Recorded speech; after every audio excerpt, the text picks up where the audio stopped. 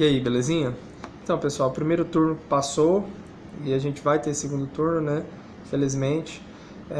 E eu vou fazer alguns comentários aqui sobre o que eu vi, né, durante esse percurso até o primeiro turno e o que eu acho que a gente pode ter daqui pra frente. Primeiramente, eu queria, triste, né, falar assim, mas as pessoas banalizaram o discurso, né? Tem gente que começou a falar frases e insultos que elas nem sabem o que é, né? Então as pessoas começaram a se agredir, ao invés de discutir as ideias políticas ou as ideias sobre o político. Às vezes até agredir o político eu acho meio errado, mas às vezes se fosse pelo menos só o político, tudo bem. Mas muita gente começou a agredir os eleitores dos políticos, né? E isso ficou bem feio assim na internet. Os ânimos estavam à flor da pele, as pessoas estavam tensas, né? E eu vejo que isso aconteceu muito porque as pessoas aceitaram, né, uma pintura que fizeram do Jair Bolsonaro. Né, porque, pra gente ser bem claro aqui, a gente tinha 13 presidenciáveis, mas era uma luta de um contra o resto. A verdade é essa. E a mídia pintou, os candidatos falavam a mesma coisa. Eu concordo que o Bolsonaro falou coisas bem complicadas, mas se você for estudar sobre ele, sobre o que ele pensa, sobre os planos dele, você vai ver que não é bem por aí, né? Mas as pessoas pegam esses trechos infelizes do Bolsonaro e colocam lá e vai dando repercussão e a pessoa não vai atrás para ver, não, às vezes nem tem tempo, nem tem condição de procurar sobre isso, então acaba que ficou essa imagem do Bolsonaro e não só contentes em atacar o próprio Bolsonaro, as pessoas começaram a atacar os eleitores, fazer aquela patrulha, né? Que ou você não vota nele, ou você é burro, você é racista, você é aquilo outro, você é tudo de ruim. Porque o Bolsonaro virou tudo de ruim. O Bolsonaro não é uma pessoa com defeitos, ele é os defeitos, todos que você pensar é do Bolsonaro, né? Sobre isso, a gente tinha 13 candidatos e eu queria falar um pouco sobre essa questão dessa quantidade de candidatos. Eu acredito que aqui no Brasil deve ser um dos únicos países que tenha tantos partidos políticos e tantos candidatos à presidência. É muita coisa. E eu acho que isso é estratégico, porque o que acontece? Eu acredito que antes, principalmente, a gente só tinha televisão, rádio e jornal, né? Mas basicamente a televisão, depois que ela engajou mais, era ela que ditava ali o que era verdade ou não, né? E quando você tem muitos candidatos, é muito difícil você acompanhar discursos, opiniões, documentos, deixa eu ver o que mais, a situação deles na justiça, você saber todos os planos de governo. Hoje mesmo, com a internet, eu não li todos os planos de governo, eu li os dos principais. Imagino que tem jornalista aí que está trabalhando que às vezes nem leu também todos os planos de governo. Então, é muita coisa. Então, quanto mais candidatos você tem, mais difícil fica da pessoa se perceber ali naquele ambiente. Qual que é o ambiente que a gente está tendo de eleições? Né? Então fica mais fácil de manipular, fica mais fácil de você polarizar, colocar as pessoas para não votar no candidato X ou Y. Então eu acredito que seja uma intenção válida e até também porque ajuda as eleições a ir para o segundo turno, caso isso seja melhor ou mais garantido, né, para quem a mídia quer. Então, diante disso, eu acredito que com esses 13 candidatos a gente teve uma dificuldade muito grande de acompanhar aí cada um, fora essa aceitação grátis, assim, o Bolsonaro fez isso, não, vagabundo, o Bolsonaro é bom, nossa, que ótimo. Então, as pessoas não estavam pesquisando a fundo aquilo que cada um fala, aquilo que cada um é. Chega o dia das eleições, a gente começa as votações, a gente já tinha votado para ter o voto impresso, passou o voto impresso na Câmara, mas o STF, que é o superior de tudo, né, o TSE, que é superior de tudo, os bombonzão lá, que não representam a população brasileira. Eles vão lá e decidem que a gente não vai ter voto impresso. Então, assim, a gente tem que passar por isso aqui nessa democracia, né, de votar e aí você ter que ver aquilo que você aprovou, aquilo que era para estar acontecendo, não acontecer. Então não tem motivos reais para que a gente não possa ter o voto impresso, né? Quer dizer, na verdade até tem, né? Para acontecer o que aconteceu. Eu acredito que teve fraude. Você pode discordar, mas eu acredito que teve fraude por vários motivos, né? Primeiro pela quantidade de casos aí relatados, BOs, pessoas que até desafiaram a lei, gravaram, né, o seu voto. E assim, a gente fica triste de ver isso, né? Porque se as urnas são tão boas, tão confiáveis, tão maravilhosas, por que deu tanto problema? né? Teve gente que colocava 1, aparecia 13. Não é só a gravação não, porque o ministro falou que era fake news e pronto, né? Coloca 1, aparecia já o Haddad. Coloca 1, aparecia já o Haddad. E aí teve outros que ia votar, não aparecia a foto presidenciável, ou seja, dá uma desconfiança, né? Um problema na urna. Tirando aqueles que começavam sua votação, quando chegava em governador, concluía a votação. Ou seja, ela nem votava em presidente, ela ficava, mas já acabou? Como assim e tal? E aí teve muitos casos relatados, muitos boletins de ocorrência.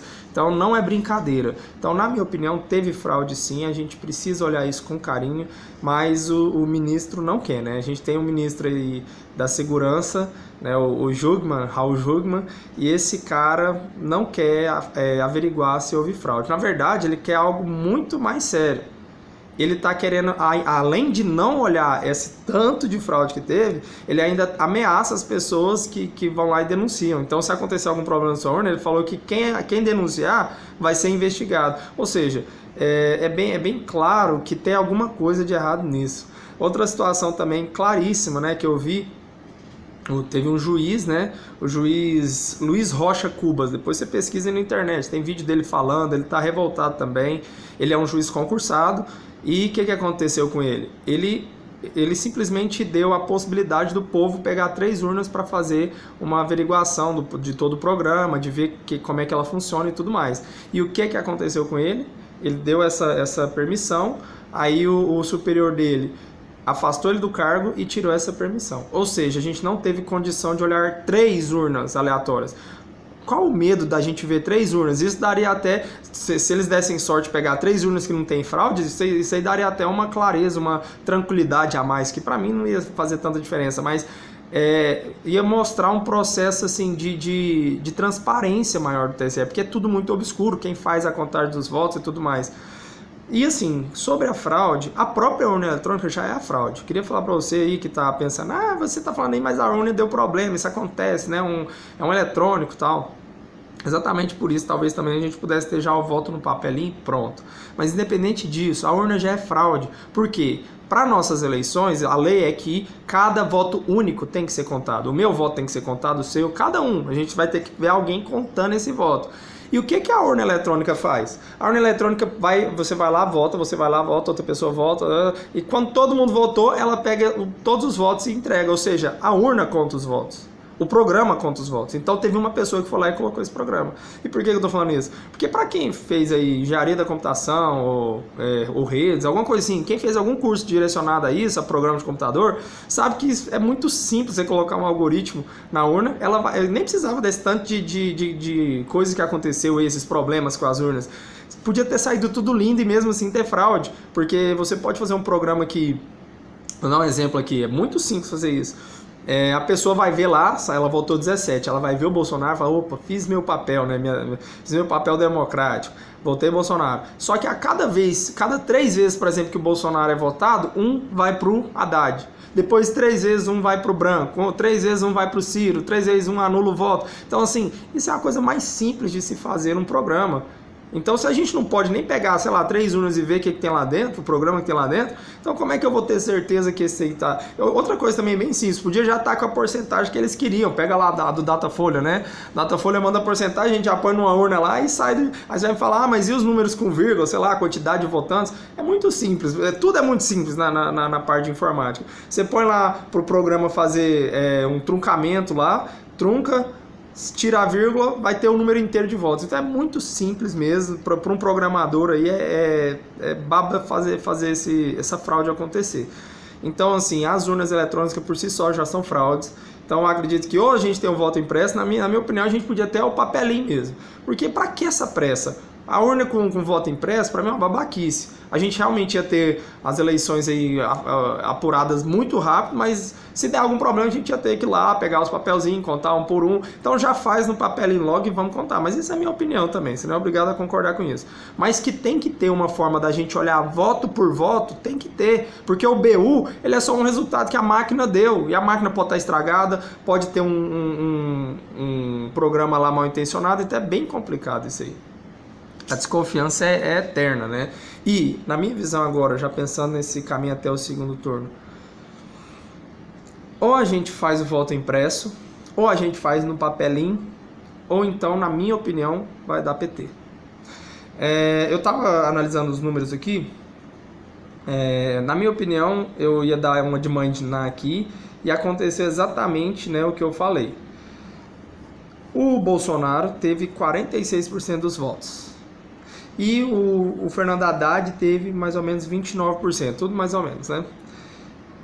Na minha opinião, a gente vai ter essa semana, os votos do Bolsonaro subiu um pouquinho, né? Já teve até uma pesquisa, eu ia falar isso, mas sobe um pouquinho, o do Haddad sobe muito. Se você olhar a diferença aqui, nessas últimas pesquisas do Datafolha, Bolsonaro ficou com 49% e o Haddad com 36%. Aí você vai falar, não, é 58, 42, um negócio assim. Mas isso contando os votos válidos. Agora eu tô falando assim, em geral, você vai fazer a pesquisa.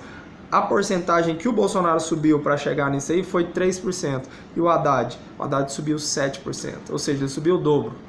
Então, a gente já vai começar a ver a mídia desenhando um segundo turno. E esse desenho vai servir o quê? Para justificar o resultado. Você pode ter certeza que é isso. Agora, se vai acontecer ou não, é uma opinião minha que eu acho que pode acontecer. Sobre a questão das urnas, eu acredito que a gente vai chegar lá na última semana, vai estar, sei lá, pau a pau ali, diferença de 3, 4%, né? E o que vai acontecer? O Haddad vai ultrapassar, ou nas pesquisas vai ficar muito pau a pau e vai ultrapassar nas urnas, ou então vai só ganhar nas urnas e falar, nossa, a nossa pesquisa estava ali, né, pertinho e tal, acabou que ficou quase dessa forma.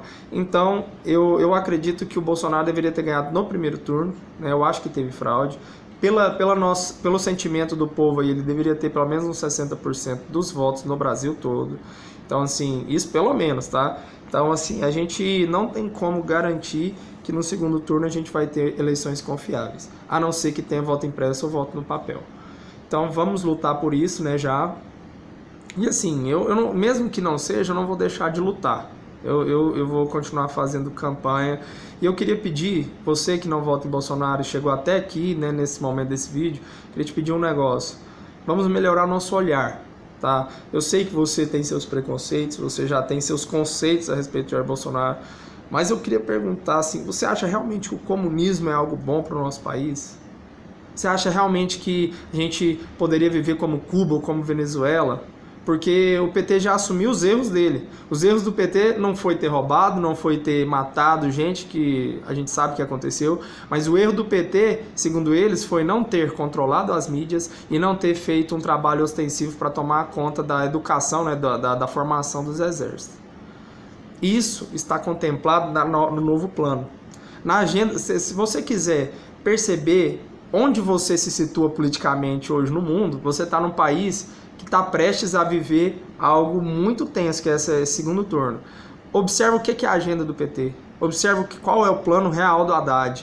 Né? É difícil às vezes você entender e compreender, porque eles colocaram lá alguns termos um pouco, né, maliciosos. Mas pesquisa. E olha o plano de governo do Jair Bolsonaro. Ele colocou de uma forma bem simples, né, em slides ali. Então, procura entender, sabe? Eu passei por isso e eu vejo que a maior dificuldade da gente é mudar a nossa ideia, sabe? É muito difícil porque às vezes a gente idolatra a própria ideia. Ah, não, eu não posso estar errado, né? Então, tenta pensar. E por que eu insisto tanto nisso, gente? Porque isso afeta a minha vida, a minha família. Eu tenho uma filha nova, eu tenho minha esposa, eu tenho minha mãe. Então, assim, eu não quero que a gente passe por uma Venezuela, por uma Cuba, por um regime que é, sim, totalitário. Então, vamos procurar entender qual é o contexto. Agora, se você acha o comunismo lindo, se você fala, não, o comunismo tem que acontecer aqui no Brasil. Cara, eu sei que é paia falar isso, mas vai para Cuba, vai lá para Venezuela, vai para Bolívia, que é socialista, mas não tenta fazer isso aqui no Brasil. A maioria do Brasil não quer o comunismo, e as pessoas que votam no PT muitas vezes nem sabem que o PT vai lutar pelo comunismo. Então, essas são as minhas contribuições para agora. Espero que a gente melhore aí o nosso país. Um abraço, fica com Deus e até a próxima.